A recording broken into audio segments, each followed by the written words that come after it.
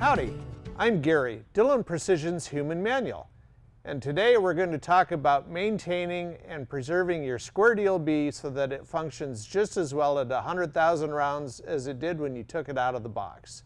It doesn't take much effort, and you can do it. The square deal B comes from the factory with two different primer slides.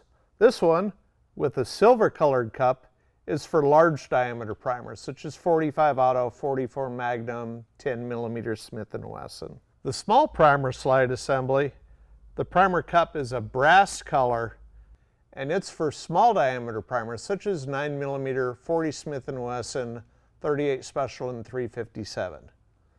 Now if you have problems with your primer slide coming back and not picking up a primer, the most common cause for that is that this cup and punch are sitting up too high in the primer slide.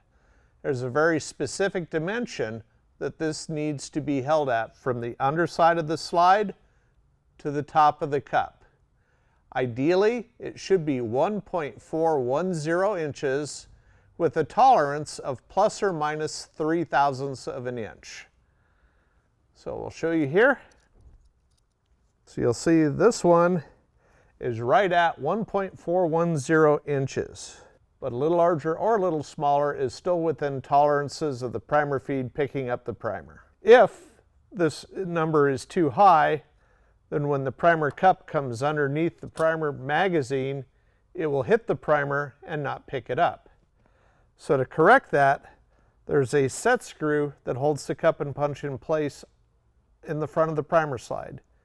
You'll loosen that up using a 3/32 Allen wrench, and then you'll use a vise or a clamp to compress this cup and punch all the way down and hold it down while you retighten that set screw.